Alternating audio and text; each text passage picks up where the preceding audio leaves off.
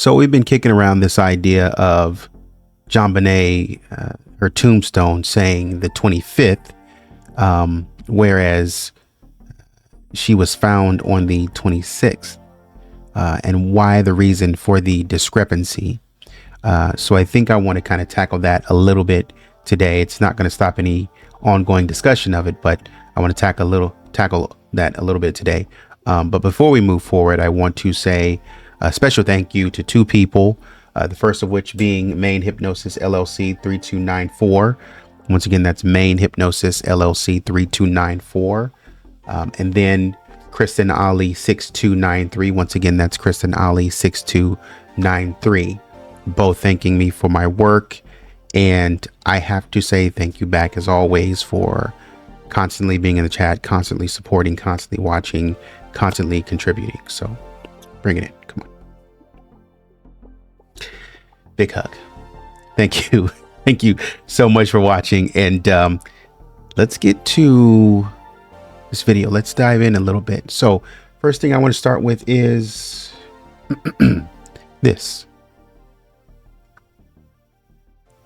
So this is JonBenét's, Tombstone. Says December 25th, 1996, clearly. And we contrast that with the coroner's report that says this, the date of death for JonBenét. So, JonBenét Ramsey, date of birth, 8/6/90, 6 years old. Dr. Meyer. Date of death was on 12/26/96 at 13:23. That's 1:23 p.m. So we know John found her somewhere around 1 p.m., something like that, on the 26th. And so Dr. Meyer marks it as 13:23. And then the autopsy taking place the next day, something like that, at 8:15 in the morning. I got some questions on that. But anyways, what is the reason for the discrepancy between this and this? My friends, I think that you are thinking about this a little too deeply, when actually it's not that deep at all. The answer I have is weird, but it's not illegal. So we will find our answer in two places that I'm going to discuss. Let's start with source number one. This is an article by the Denver Post, written by or Sandy Shore in the Associated Press, I guess, reposted to the Denver Post. Book tour tightly controlled. Tightly controlled. The book tour is tightly controlled. And that is interesting that Sandy is saying this, because just as a little side note, we know that in the deposition when John and Patsy were trying to fend off Mr. Wolf, he was talking to Darnay and whatnot. Patsy and John were being asked a series of questions about their book tour and advertising and marketing, and did they know that the book was going to be marketed in a certain way? And Patsy and John were both kind of on the same page. Now, remember, the deposition was in 2000. And so that's, several years after 1996, in 2000. And so you have a little time to kind of think through what's happening and what you might be up against. And so they were kind of in this idea that, we know some things about what they're doing, but, they plan it. We sit in on meetings and, we know stuff, but, we're kind of in and out. And Sandy seems to tell a different story. The book tour is tightly controlled. But anyways, I digress. John and Patsy Ramsey began a tightly controlled media campaign Friday to launch their new book, which promotes the theory that an intruder broke into their home, killed their daughter 3 years ago. Instead of embarking So this must be like 99 or something like that. Instead of embarking on a nationwide tour to discuss the death of innocents, the couple agreed to 6 interviews with local and national media outlets. So instead of doing the national book tour of going around telling your story in very intimate spaces, like, a lot of people do, and you don't have to, but I'm just saying, you go back to the media again. 6 interviews, very targeted interviews, just 6.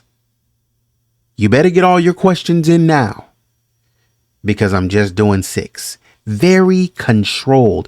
That's what she means by controlled. Very controlled. I'll give you 6. We don't know if those 6 are you sort of pre-recorded. You've been given a list of questions that will be asked. And so people can't really ask you the questions that they want to ask you because you've like said, okay, number 1, this is an interview. So the questions can't really come from the audience, right? The audience can't look at me and say, hey, I read your book. I read some excerpts. And so far, what I see from the excerpts is this, that, and third.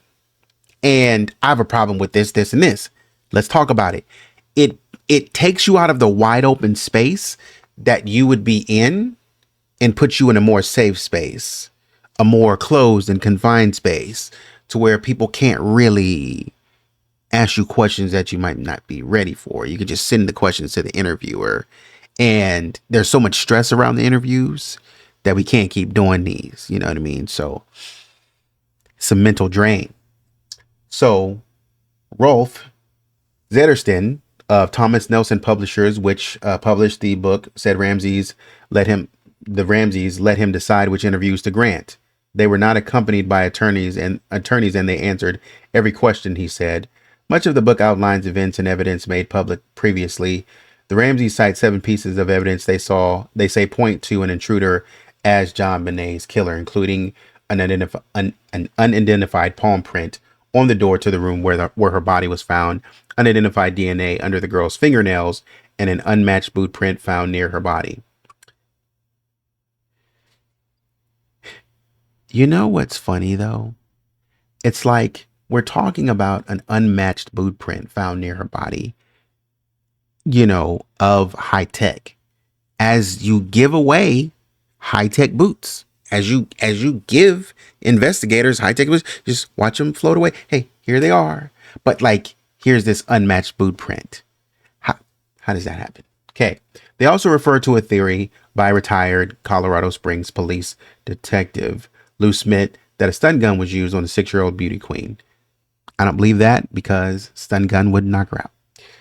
Smith was a prosecution consultant for 18 months. Before resigning in 1998, contending the Ramseys were innocent. Since then, he has worked with them. Why are you working with the What are you doing? I understand thinking that they're innocent, but what are you doing? All right, if you are in protest and you want to leave, then just leave. But it seems kind of odd that you would leave the investigation with all of the information that you have and then go work with the Ramseys, because it would just seem like you would have insider knowledge. That's just what it would seem like. It would seem like you have insider knowledge that you can lend to the Ramseys about what's going on inside of the investigation, maybe about some things that they don't need to know. Just saying. Okay. The Ramseys also identify several people in the book they believe could be suspects, but police say all of them have been cleared. So you have clearly identified several people. Okay. The book is a statement by people who have not been excluded from the investigation, District Attorney Alex Hunter said Friday through a spokeswoman. Police Chief Mark Beckner estimated police spent half their time looking at suspects outside of the family. So you got the police chief saying, hey, man, I mean, we are looking at other people, but, We do still have to look at you because we're still collecting evidence and data. We still have some questions we're trying to answer. We've outlined what needs to be done and we're staying the course, he said. JonBenét was found dead in the family's Boulder home in December of 2696. A grand jury disbanded in October after investigating the case 13 months. No charges were filed. Police have said the Ramseys are under the umbrella of suspicion. The Ramseys wrote instead that they are under the parasol of persecution.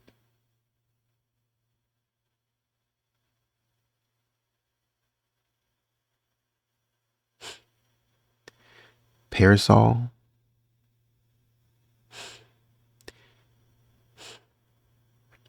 Parasol of persecution. How dramatic.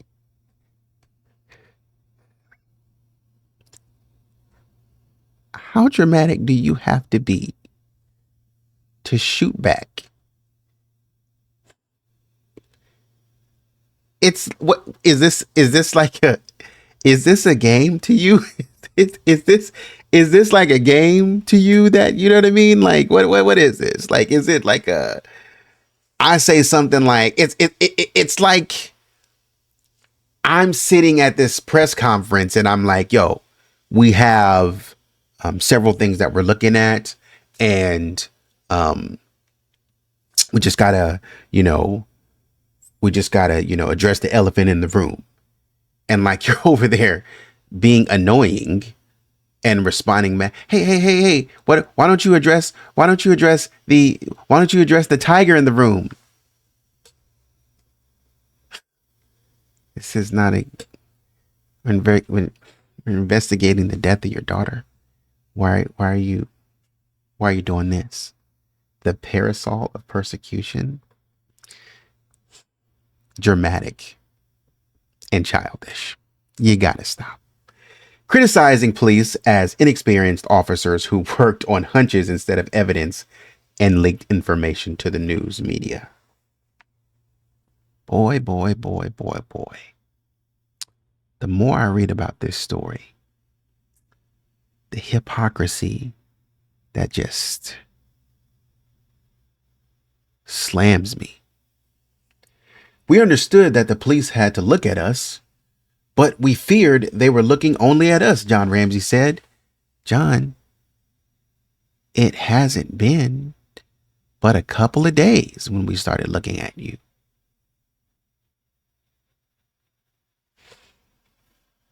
The book includes a 1.5-page chronicle of dates when the Ramseys cooperated with the police, a claim disputed by the police chief. Look at that.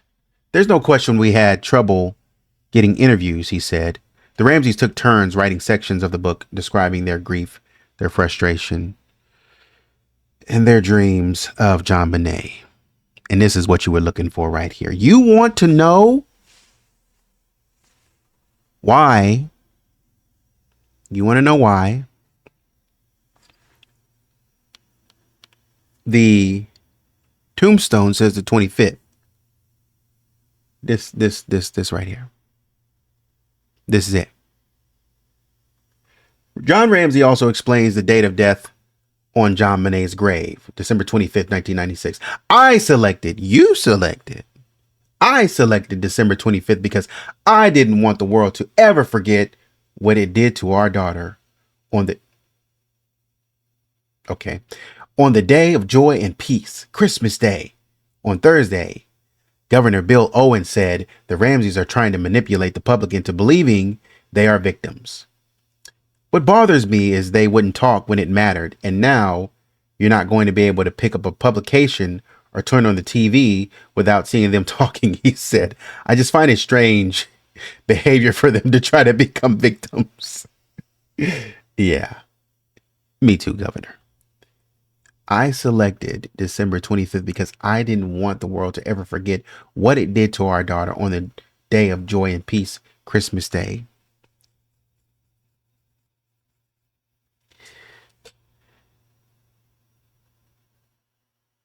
Did you include Patsy in your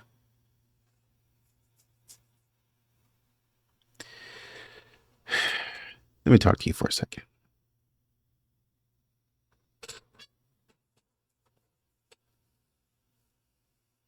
I guess I'm confused.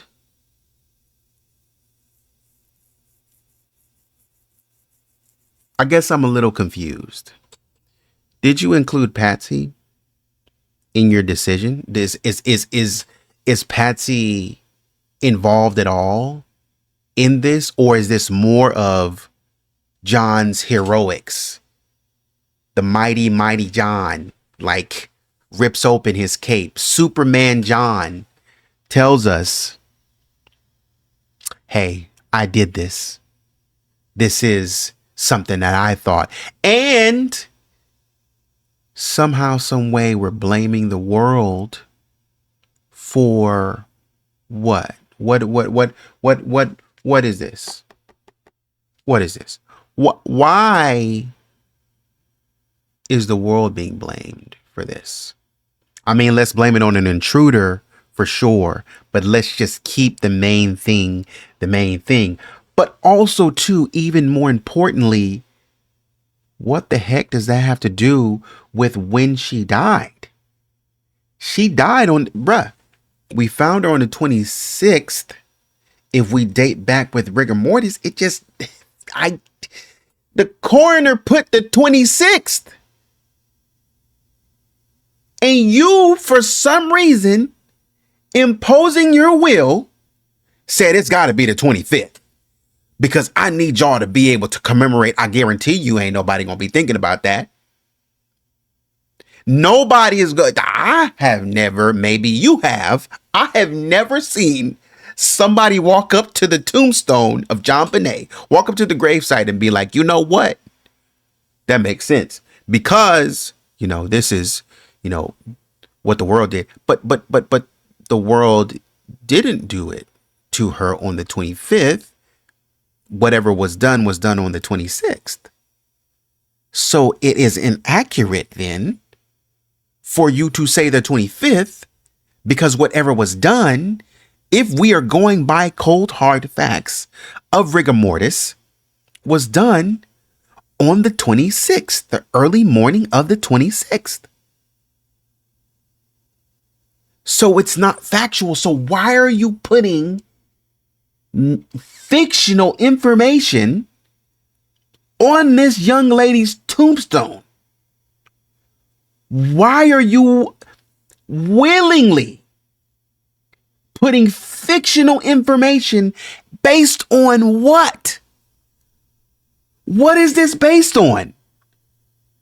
Oh, I want the world to know what they did, brother.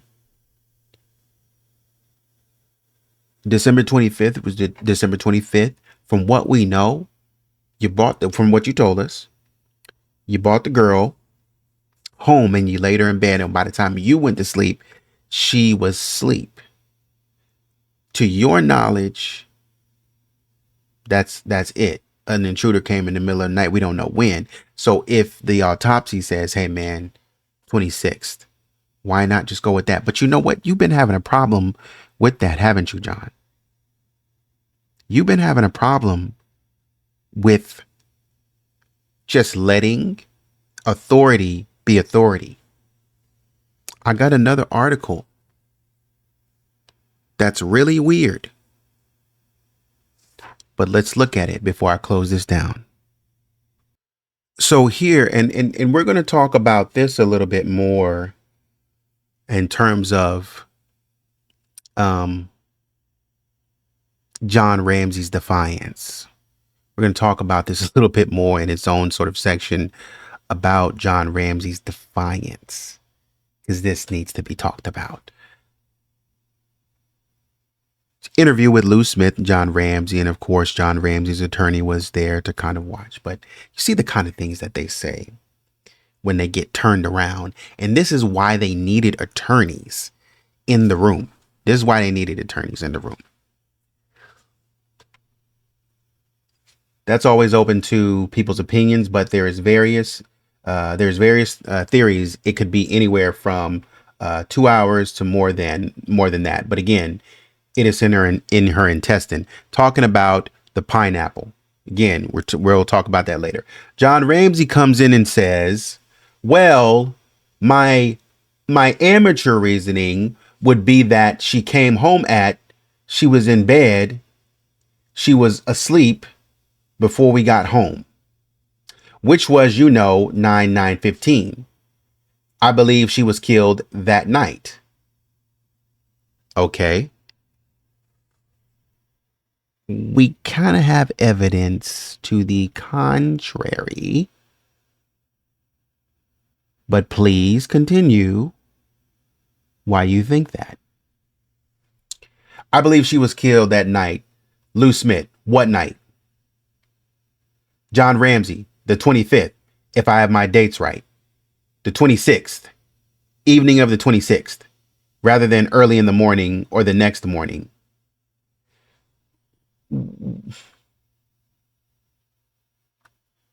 How hard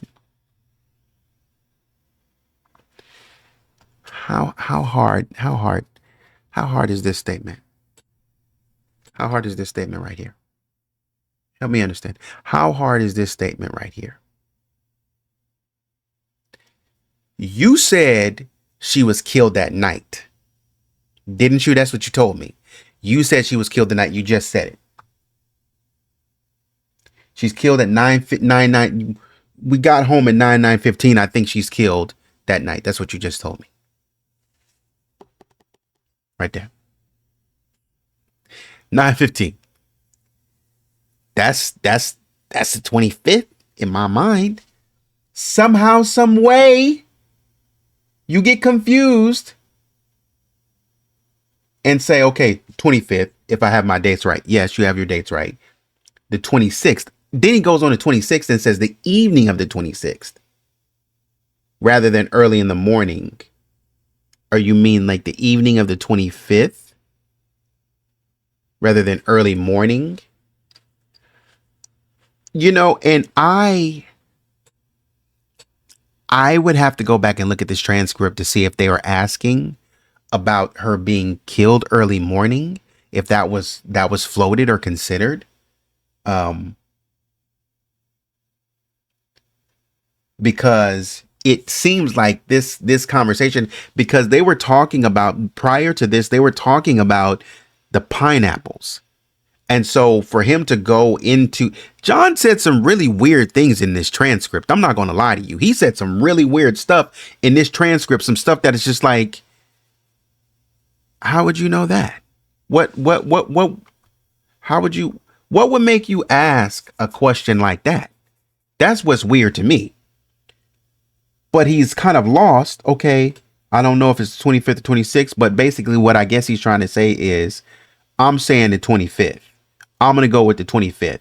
I think she was killed on the 25th rather than early morning of the 26th. We are not even, like I said, I got to go back and look at that in the transcript to see if that was even in this transcript or if that was anywhere discussed in this transcript, because I don't think anybody was disputing that. I don't think anybody asked about that. Why is that important? That's important because nobody asked you about the morning of the 26th or when she died on the 25th. Like, I was asking you about pineapples and how pineapples got in her system. I didn't ask you about the time of death. I'm asking you about how the pineapples got in her system. And you took me into left field and you started talking to me about the date of death. Why do you have a problem with the date of death? What's going on with the date of death? See, it's stuff like this, the random bringing up of stuff like this that is just like, what's on your mind? What are we talking? Like, am I not talking about the right thing? Like, what do you want to talk about? I just think it's kind of weird. Why would you bring this up? And to push it so hard, what are you trying to establish by saying, I'm going to put the 25th on the tombstone because the world needs to know that she was killed on the 25th. But the coroner says the 26th. That's what the coroner says. And evening of the, okay, that makes sense. The evening of the 26th, if I get my dates right, he is disputing that the coroner said, which he must, and this is what I'm saying. Y'all better stop playing with me, because John Ramsey be talking about I don't know. I've never seen the autopsy report. I've never seen this. I've never seen the death certificate. I've not seen anything. Well, how would you know that they put it on the 26th? Who? Because you act like you don't get any information, but how did you get this information that they put it on the 26th? Where was that? You had to have seen a report. See, this is what gets me.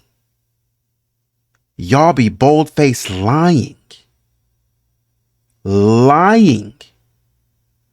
about stuff that you've seen, just lying to be lying, just habitually lying. Have you ever had this one friend that, like, because I have, that just lies to lie? Like, they don't need a reason to lie. They just be lying to be lying. And you walk up to them and you think that y'all are having tell me if this has ever happened to you. You think that you're having a regular conversation with this person. And when it gets to the end of the conversation, they walk away and be like, oh, everything I said was a lie. Or they lie to you the entire conversation. They walk away as if everything's fine. And you go have a conversation with somebody that they lied about. And the person is like, nah, I never told them that. What are you talking about? And you go back and ask them and they say, oh, yeah, I just lied that entire conversation. And then they continue to do that. And it's just like, yo, are you lying in every single conversation that we have? Why are you doing that? And I bring that up to say that it feels like we're walking into this territory where habitual lying is starting to happen. I can't trust anything you say. And you're so lost in the interview that you're just saying anything. It's almost like you're delirious in the interview, just saying anything to me. I'm talking to you about this, and you start talking to me about, like, some sort of, the price of tea in China. This is what you're talking to me about. It's like, I didn't ask you about the price of tea in China. Why are you talking to me about that? That's weird, because you've seen clearly, as you've shown me, you've seen the report. You've seen somewhere along the line that it was marked. You've seen that it was marked on the 26th in the evening time. Not evening, afternoon. We're kind of in the afternoon, but you've seen that it's marked in the afternoon now, haven't you? So you're well aware that it's marked in the afternoon. And so you want to come back, even though the question is not being asked, you want to come back and dispute and say, no, I believe it was on the 25th that night, to try to tell me it's again, you're shifting the timeline. Because if this is to be believed, if this is to be believed, and you say 9/9/15, and you say that somewhere on the 25th, JonBenét was, because that's essentially what you're telling me. Your theory is that JonBenét was killed on the 25th that night. And so that would sort of conclude, it would wrap us up before 12. It would pull us in before 12 midnight that she was killed, is essentially what you're saying. I don't know why you're so confident in that. Like, what would give you confidence to say that it was the 25th, to lock it down before midnight? Because you got home at 9 o'clock, 9:15, put her to bed.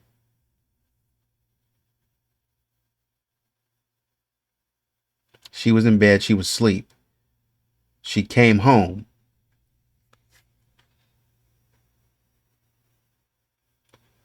And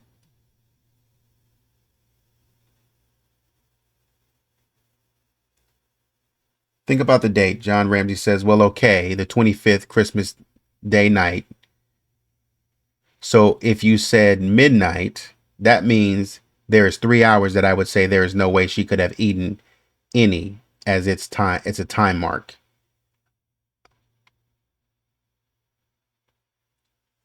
So if you say Christmas night, 9 o'clock, she's in bed.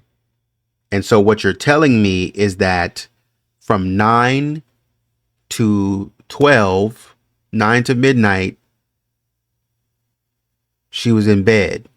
And somebody had to come take her out of bed between 9 and midnight.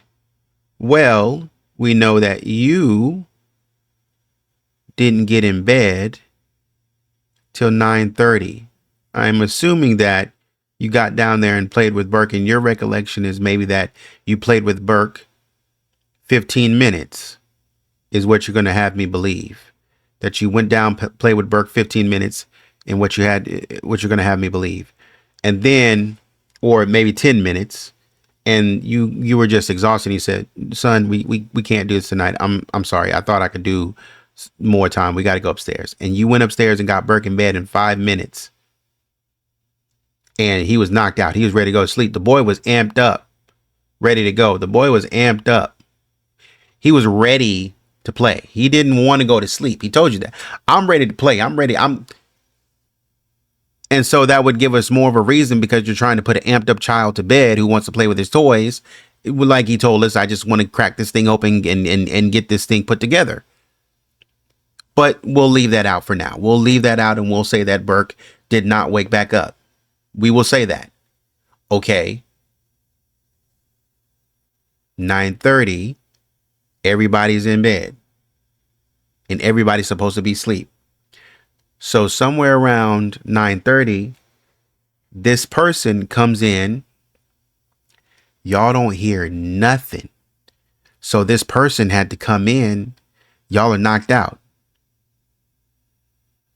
I am assuming that Burke is completely knocked out. He's completely asleep. This person has to come in the door, the front door. And also, I got to look at this,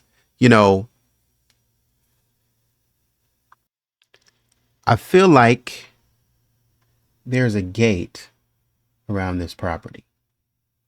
Now, this is telling me I'm at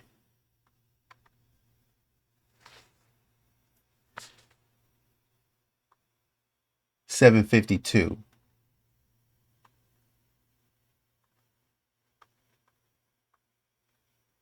If I look from this side, if we're going all the way down to 752, there's a gate right there. Like there's a gate. If you look at some of the Ramseys construction and building permits, there was a fence constructed. Whichever house this is, 752-15.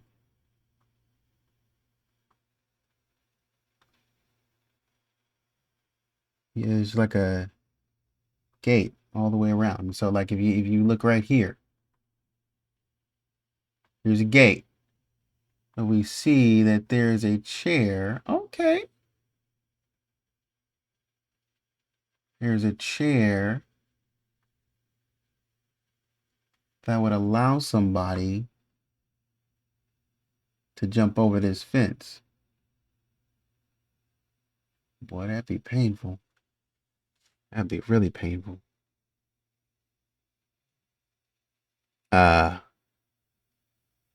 If this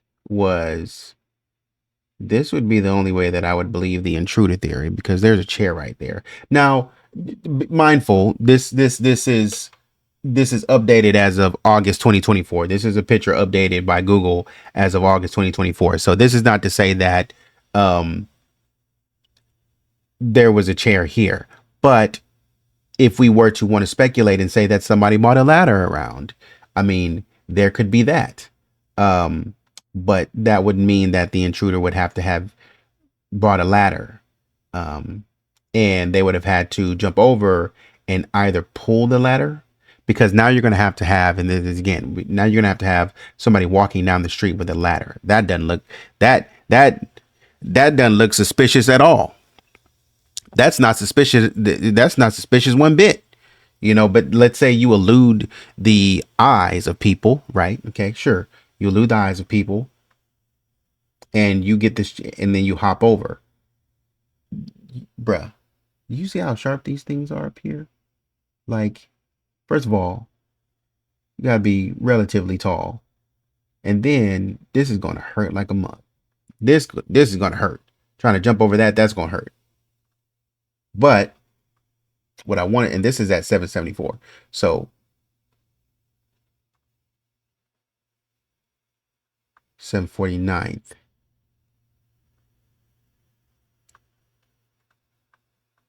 Because I want to get back to the front of the property. I think right here. I think it is. The front of the property.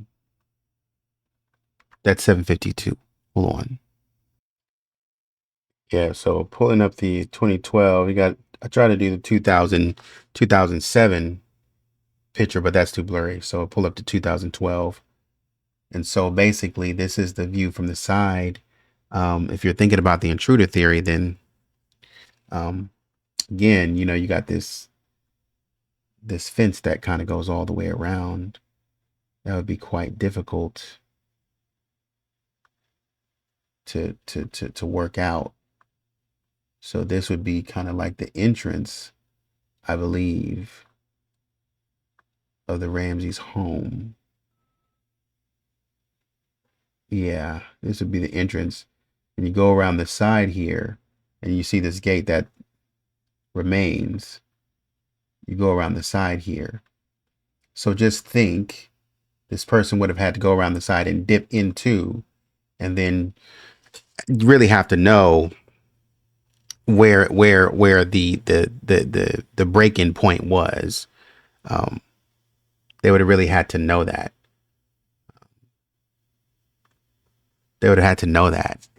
So, man, the more I think about the intruder theory, the more like all of the hurdles, the barriers that have to come into play, that have to happen for it to be true. Like, I got to bring a ladder. I got to jump over this fence.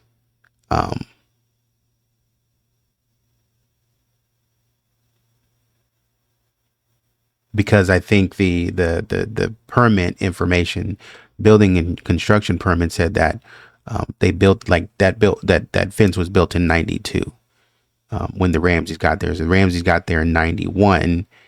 That was built in 92. And so if you're trying to lock me in to the 25th, that's a lot of work, man. That dude was never, if you snuck over the fence like that, that dude was never going to get John. Cause like, yo, it's a task. Like if you thought, and now we got to go back to looking at motivation again. If you thought sneaking out the window in the basement was a task for you to get JonBenét out of the basement, then getting her over that fence would have been a task. This can't be one person. It's got to be two. It has to be two people who are, if we were going to say it's the intruder, then it has to be two people, because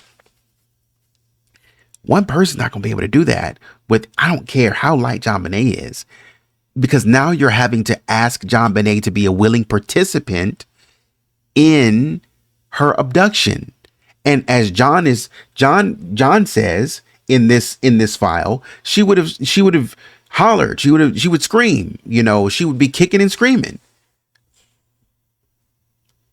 Well, if that's the case, then this abduction never would have worked. If they're sneaking in, so this person has to be somebody that could go through the front door. Unless that gate was unlocked, this has to be somebody that can go through the front door. Like, period. So it's got to be somebody that you know. It's got to be somebody that you're familiar with. Has to be. Somebody that can put the letter on the back stairs to know that you'll find it. This person has to know everything about you. That's got to be the case. There's no way this person is a stranger. No way at all. And that's what I'm saying. When we look at the preponderance of evidence, there is no way that this was a single individual, that this individual didn't know anything about the house and was just walking around in the dark. It's impossible.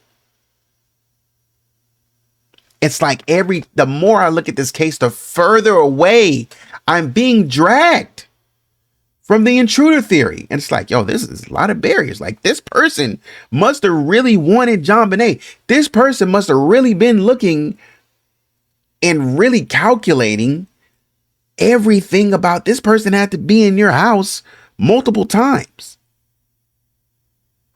And at some point it just gets like ridiculous. It just gets ridiculous. Like, it's just ridiculous. This is ridiculous. If we're going to talk about the intruder theory, like, it's ridiculous. There's no way. There's just too many barriers. It's just too many barriers for somebody to have to go through. It's just too many barriers for somebody to have to put up with. I don't see it. And this doesn't justify John changing and switching up the 25th for some commemorative reason and trying to say, oh, I'm doing it because I'm trying to commemorate my daughter on this beautiful day, but it happened on the 26th, John. There has to be a reason then why you're trying to push me to the 25th. Did something happen on the 26th? Are you trying to steer me away from the early morning of the 26th for some reason? Because other than that, this date is not debatable. Like, why are we debating the 26th and the 25th? Why would John debate that? Unless there's something circling around the 25th and the 26th. Because he goes into this, because I don't know where he got the early morning from. Nobody said anything about the early morning, so I don't know where he got that from. If we're talking about the coroner report, then we can say the evening. Afternoon, evening. I can get early evening. I can get with you on that. Late afternoon, early evening. I can get with you. Semantics. But who said anything about the early morning? Who said that? I didn't say anything about that. I was talking about pineapples. So this concerns me. I begin to get more concerned because you're throwing out stuff that I did not ask you for, and you're trying to divert my attention from stuff. It's like, okay, why should we be paying attention to the morning of the 26th again? Oh, well, because I think it was on the 25th, late that night on the 25th after we came home. So I am trying to figure out who took her. I didn't know we were debating about the timeline of when she died. And it's crazy because John brought this up. John made it a point to mention this.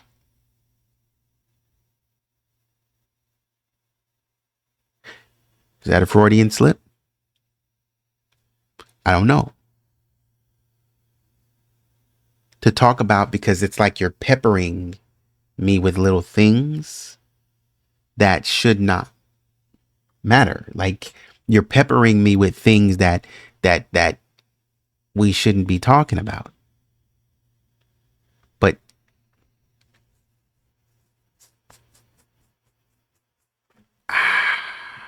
at least now we know. At least now we know why the tombstone says the 25th. It's because John wanted it for some arbitrary reason, that John wanted it to be the 25th. Maybe that was a family discussion. John wanted it to be the 25th because he believes clearly, as he's explained to us, that the intruder came in a short time after everybody went to bed.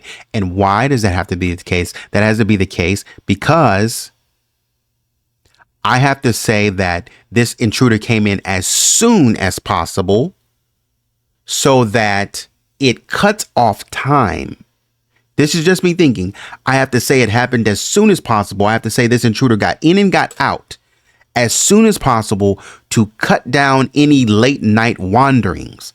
I have to be able to cut off any ideal or discussion of a late night wandering, because here Lou Smith was just asking him basic questions, and this is your friend. This guy is on your team.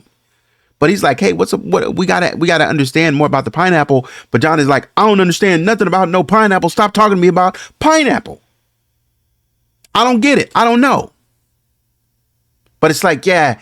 But see, the thing about it is, though, John, you can't just, you and Patsy got this bad in these interviews, because when people talk about they cooperated, no, you didn't. You can sit in a police interview and not cooperate. I need you to understand that. Because when I say, look, man, I got hard evidence that your prints are here, that's scientific, and you tell me, I don't know, find something else. Wouldn't that negate the process that we're doing? Y'all keep looking at me. Look at somebody else. I mean, I guess we would if your fingerprints were not on these items. I guess we would if we could get some clarification on why this pineapple is in her stomach. Do you know why it's there? Geez, gosh, I can't imagine, the killer feeding her pineapple. I just can't imagine that. She'd be kicking and screaming. I don't know how I got there. You are a father. You're a father. You are a father. And you are telling me that had your child, I could understand if your child went to a friend's house, but you are a father who had your child with you all day and all night. How is it the case that you don't know how she got pineapple in her stomach? Because I gotta understand. Why is that important? Because I gotta understand the timeline. How did she get pineapple? And that's why you would want to shift the timeline up. Everything has to be aligned or what's the word I'm looking for? Shifted, yes, but realigned. Let's just go with realigned. Everything has to be realigned in order for this timeline to work. Because if I start telling you something could have been early morning of the 26th, or something could have been, around 4 a.m. Now we get to the further away. We have a legitimate reason to ask, did anybody take a bathroom break? Did anybody get up in the middle of the night to take a bathroom break? And we have a legitimate reason for asking for that. But if you tell me, well, no, nobody got up and took a bathroom break. If you tell me that, it becomes more believable. My daughter came home. She knocked out. Every one of us, we played around a little bit. Every one of us knocked out. That's it. Because now you can say, okay, and then immediately after we went to sleep, this person came in and took my daughter, and that was that. Because it's like, but how would you know, though? Because you slept all night. You, Patsy, and Burke slept all night. So how would you know what happened? And why would you even be talking about that? Because you legitimately don't know. You don't know, right? Because you've been asleep. So there's no way that you could know. There's no way you could know. If it was 12, and what is it? What does it matter? What do you care anyway? Because it's important. I care because it's important, and I have to establish that This person came in and immediately took my daughter and sought to escape. But when you break it down, this escape was never going to happen because he had a couple of barriers getting out. If he would have pushed JonBenét, can't put that girl in no suitcase. What sense would that make? That girl can't breathe in that suitcase. What sense would that make? Oh, you're going to try to put her in a suitcase. The intruder theory works because they try to put her in a suitcase and then put the suitcase out the window and then just carry up. She can't breathe. That's not going to work. You're going to toss a suitcase over the 6-foot fence? It's not going to work. This intruder came wholly unprepared. Or you're going to tell JonBenét, hey, JonBenét, you don't know me, but I got this ladder. Would you please? I'm going to put it on the fence. Would you please step up? Boom, boom, boom, boom. And how are you going to get her down on the other side? She's barely 4 feet. Who's going to get her down on the other side? It has to be a second person. If there's an intruder, there has to be a second person to climb up that ladder, jump over, and be able to catch her and pull her down. And then the second around the side has to be around the side. Second person climbs up. JonBenét climbs up. They get her and then they take her out. Either way, JonBenét would have to think that this is an adventure. Like she would have to think that. JonBenét would have to think that this is an adventure, and she would have to know these people that are taking her out. And this would have to be somebody really, really, really, really, really close that I see on a daily basis to trust. Because as we talked about, JonBenét is outgoing, but she's not that outgoing. In my opinion, she's outgoing, but she ain't that outgoing. I'll talk to you, but I ain't dumb. I'll talk to you, but I don't like strangers like that.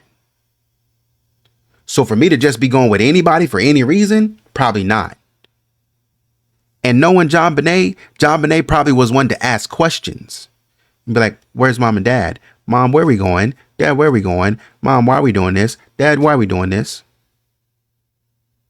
Just asking questions all the time. Why? Why are we having to do this? Mom, why are we having to do this? Why? Just following you around the kitchen, asking why all the time. Annoy you. Annoy the crap out of you. Stop asking me questions, JonBenét. Because I said so, please.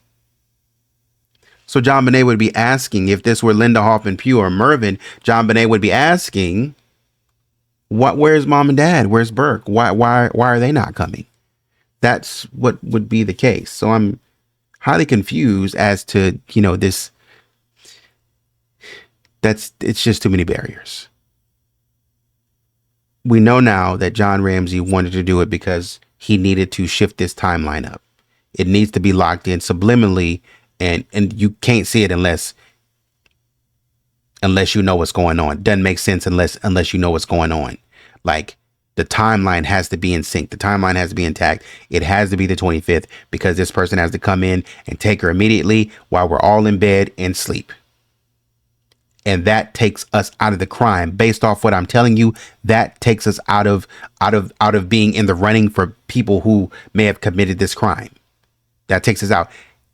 You have to wonder if that's from the very beginning, if that's what you were trying to do from the very beginning. Find different ways to take yourself out of the crime.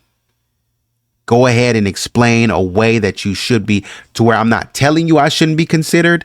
I want you to come up on your own, come up with the idea on your own that I shouldn't be considered based off what I'm telling you. That's where we have to land at. I don't want to tell you that you shouldn't consider me, because then that would be too obvious. I want to instead say things that would make you right off the bat, even before we get into a heavy investigation. We shouldn't have to get warrants. We shouldn't have to do anything. We shouldn't have to search. I want to be put in a position to know that you do not consider me for this crime right off the bat.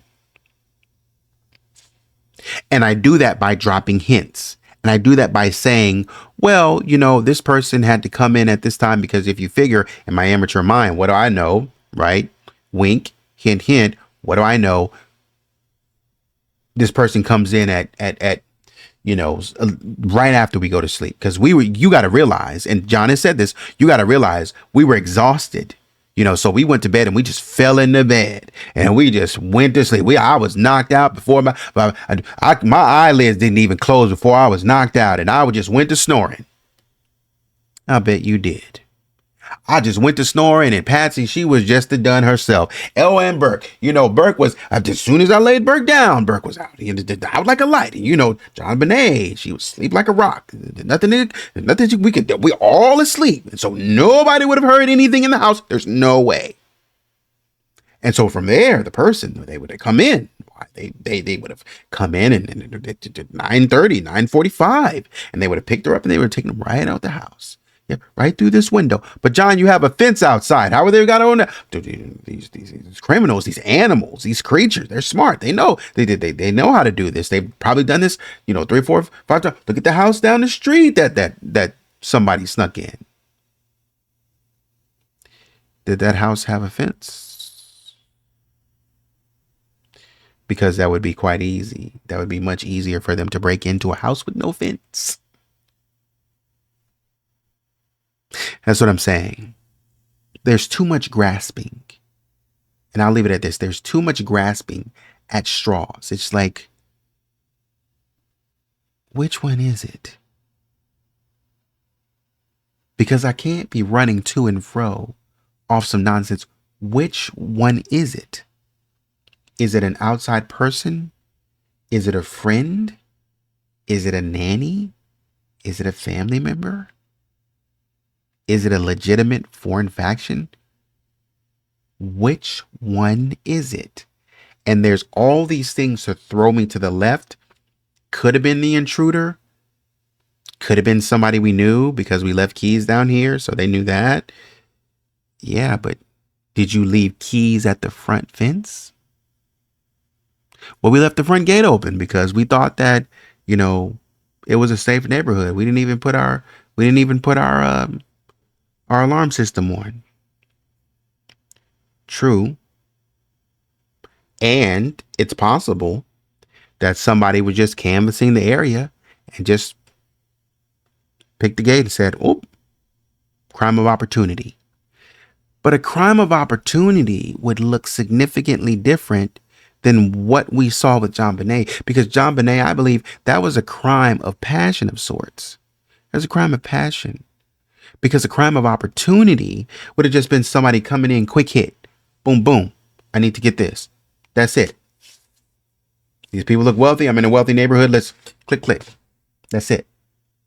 That's a crime of opportunity. Probably no one would have been harmed. No one would have been pulled out. But somebody came in with intention, a little bit more intention than you let on with the ransom note. Because the intention in the ransom note was to come pick her up and get money for it. But the person didn't listen to their own ransom note. They came specifically. The more we look at this, they came specifically to kill JonBenét. Specifically for that. However they dress it up and they sugarcoat it or what have you, they came specifically to get JonBenét. Because there were too many things done to JonBenét.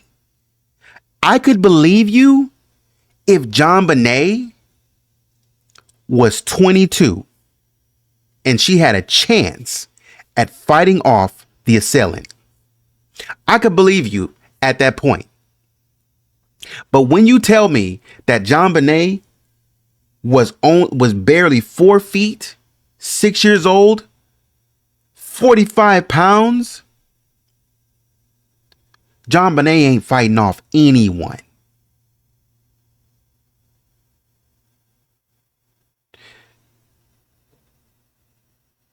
Why would somebody come in looking specifically for JonBenét? Oh, it's somebody at a pageant. But it has to be somebody at a pageant that that would know that the gate is unlocked and would be able to come in and sneak through the window downstairs and would know that that window downstairs is open. Did we check the volunteers from the previous year who helped, when you got ready to present your house? Did we check any of them just to rule them out, make sure they're good? I don't remember seeing them on the list, but maybe they were. It only opens up more questions, because when we compare what happened to JonBenét with what you're telling me, man, these people came and got my daughter, and they didn't really want my daughter. They were really after me. So how did how did your child get murdered? Not only that, but the way it happened. Why would they do that to her? They have no qualms with her. They have no problem with her. Why would they do that? That doesn't make sense.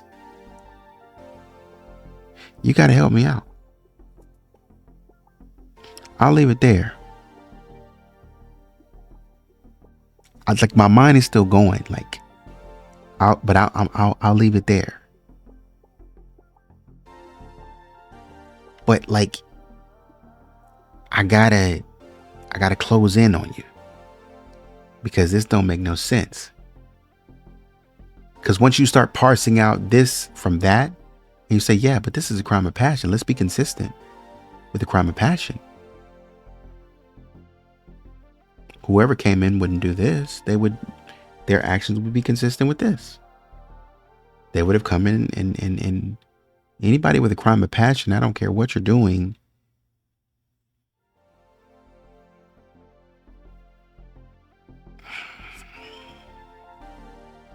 Anyways, that's the video. Like, share, subscribe,